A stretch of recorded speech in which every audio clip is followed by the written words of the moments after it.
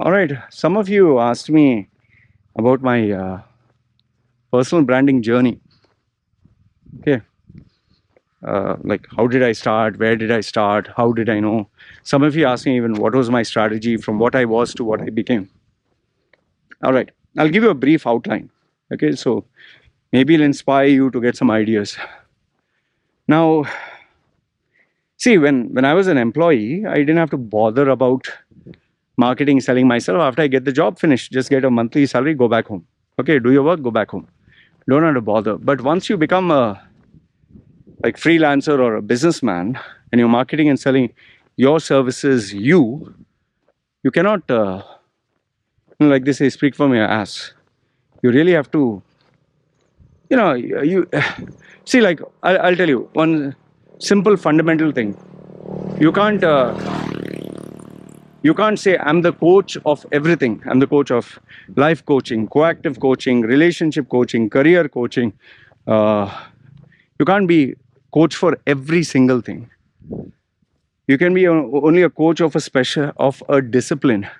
There is nobody on the planet who's a doctor for who's a specialist for everything. Maybe there's a general doctor for general small this thing, but you can't be a heart surgeon and a knee surgeon and a brain surgeon. And so before you even begin the journey for personal branding, you need to know what do you specialize in.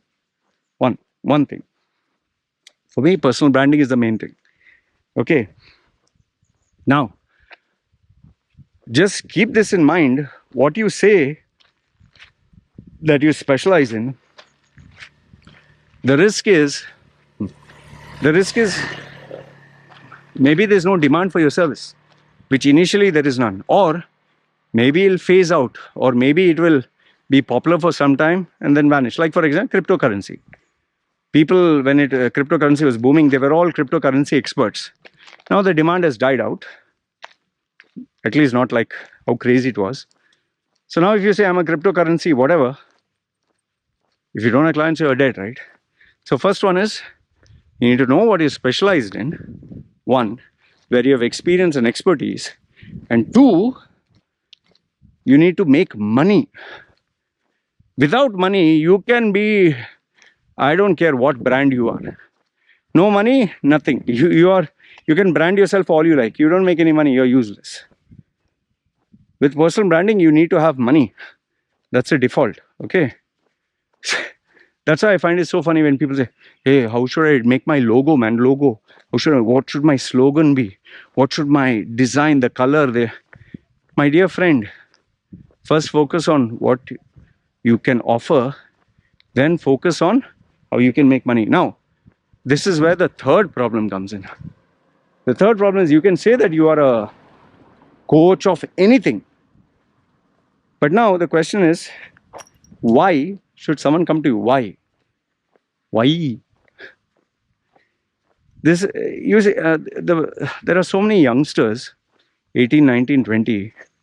I'm going to teach you to make a 7-figure income.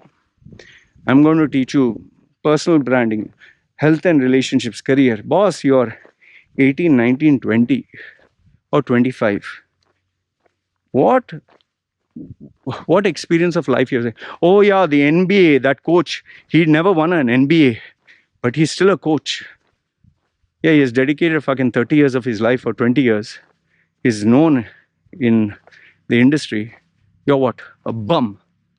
Yeah, you can't compare your, like, it's like me comparing myself to Steve Jobs. He was creative, I'm creative. Correct, no? How illogical, how what do you say? You know, the amount of arrogance, ignorance, stupidity, self-grandiose statement. Oh, NBA coach. You're no NBA coach, boss. Stop comparing yourself to them. Obviously, then the youngsters say, oh, I don't have any experience. But what coach can I? You can't be any coach because you don't know anything. Oh, cryptos. What do you know about crypto? I get this.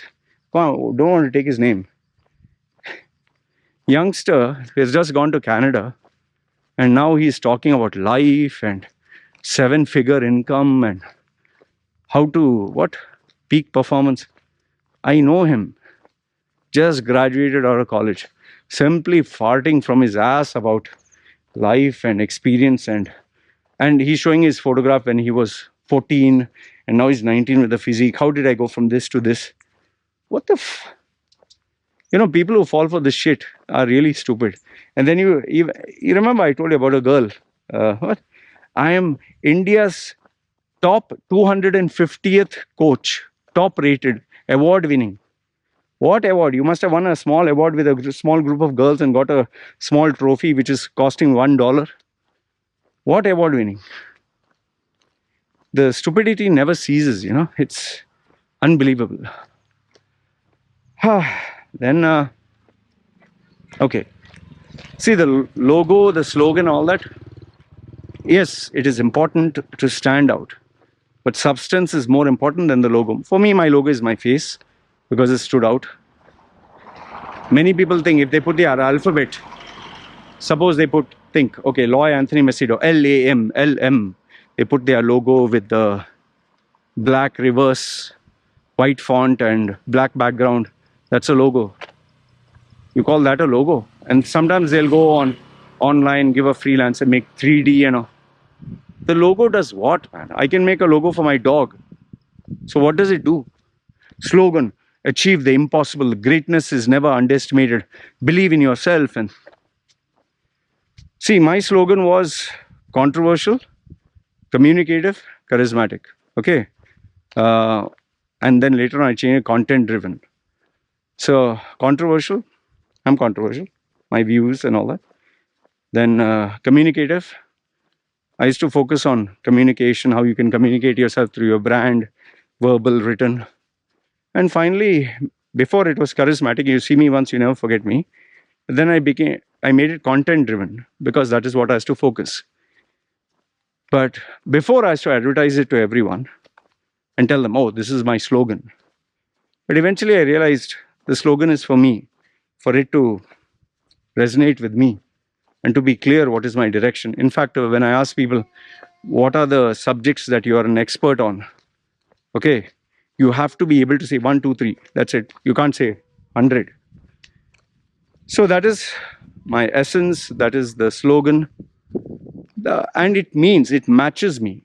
Remember this much: your brand, your logo, your slogan, your content has to match you. Many people have tried to copy. I know there are 2 or 3.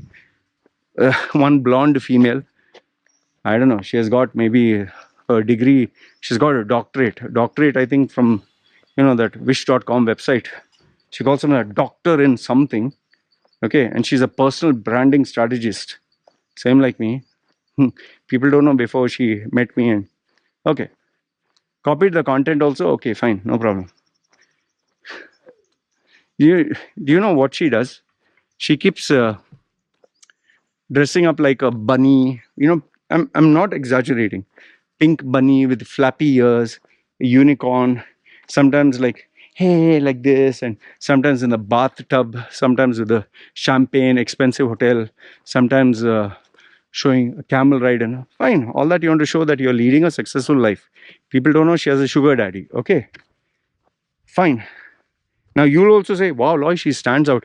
Nobody does a pink bunny. Nobody does a unicorn. All that is good. But you know what is the problem?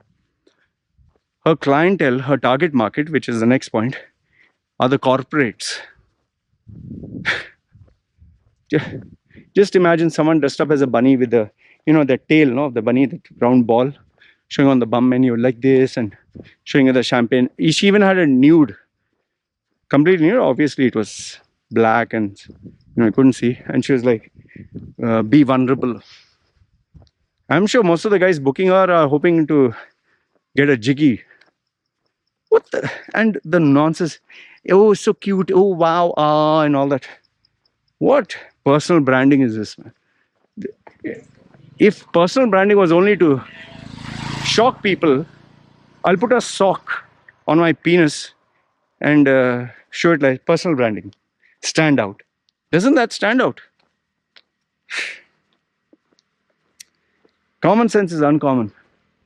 So the next point is, which I was telling you why I gave this example, know your target market and you need to resonate with them. You can't dress up like a Bugs Bunny or unicorn or show half nude photos and expect the corporate world to take you seriously, man. Like, why do you think I don't target corporates or business? I know my mannerisms, my language, my style cannot match with the corporate values. You have to be realistic. That's why personal branding. And she calls herself personal branding and she goes for business branding.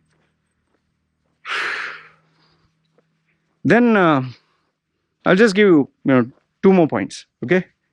The next one is this business of selling a course. Buy a course for 47, 27, $7, $9, $1. This is the shameless gig economy where they sell courses. See, I'll ask you a simple thing. Think you have a business, you're running a shop. You're buying products from somewhere, you'll not tell people where. You buy it for cheap, you put 50% margin, and you sell it and make a profit. That's how you're making. Do you think you're going to come out with a course, how to run a successful business and make $1 million for $5 or $10? Would you encourage other people to compete with you? What kind of stupid does that, and what kind of stupid believes in that? People are asking, Loy, why don't you start a course? Course for what? To create more fucking competitors? A course for what? Selling online? Man, you just have to Google search, it's all fucking for free. If I were to copy paste other people's content and create a course, it's plagiarism. People will call me out. They say, this generic stuff is copied. Then you'll say, why don't you create your own? If I create my own, someone can copy paste. Copy paste. You can copy anyone's content, man. Tell me one thing. What people have said online, what will you reinvent? Tell me, what will you reinvent? It's taken from somebody else. Now, obviously, you'll say, Loy, then your knowledge, isn't it the same? That is why I do one-to-one. It's customization, which you cannot copy paste. That's why when people ask me, oh, Loy, show me your work. I show him my work and do what? Are you like that guy? Are your values like him? Are you earning like him? Are you same position as him? Every resume, every personal brand, every interview, the same. It's so unique. Two people working in the same company, same job position, will have two different personalities. Will have two different value systems, two different methods. You can't copy paste the template on everyone, man. Come on. I'll give one last final bonus point. I think this one is the critical one. I know that people want to save cost and do things on their own. But you're trying to reinvent the wheel, which is not going to happen. You think that nobody thought of this company name, slogan name, or this course. Why don't you just save yourself the time, effort, and money? Get yourself a mentor who will give you one-to-one, not one to a classroom, one-to-one coaching for your line of work. Now, I'm not saying come to me.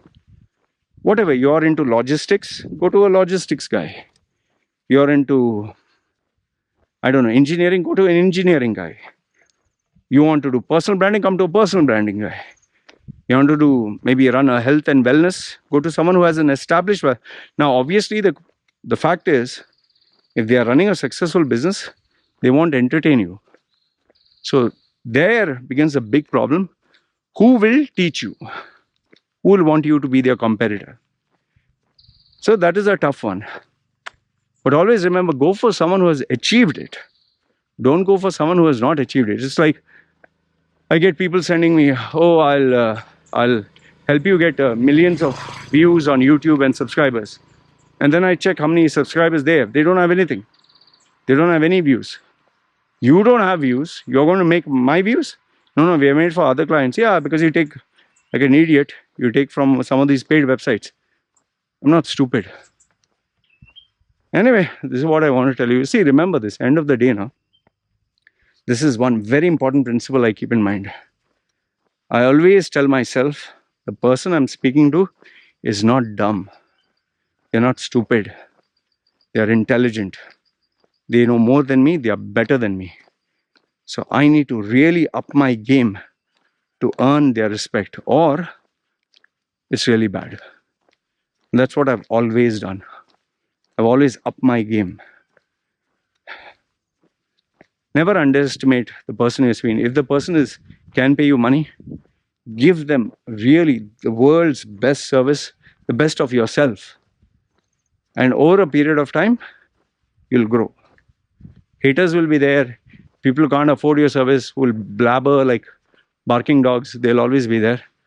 But the small segment that is your target market, they will come to you. That's why don't be a coach for everyone. Be for a very small segment, very, very small segment. Identify male or female, age group, country, region, be as specific and curate your content only for them. And then you're on the right path. Otherwise, bloody hell, you're wasting your time, you're wasting everyone. And I'll tell you, you'll end up shutting down your coaching nonsense or whatever you want to do online. And you realize, shit, I wasted my time, my life, and everything else in between. Anyway, this is what I wanted to share with you guys. Remember, end of the day, it's all about money. And anyone who tells you your authentic self and give value to the world and all, that all is fine. Authentic is also fine. You have to make this. And you can only make this if you are so good in your industry, your field, that people come to you. For that, you need to have expertise, experience, and yes, automatically, with the creativity, the value will come. Anyway, this is what I wanted to share with you guys. Good, bad, ugly, let me know. And yeah, if it's not obvious, you have to work your ass off and be obsessed. Chal, you guys take care. Put your comments down below. This is me signing off. Bye.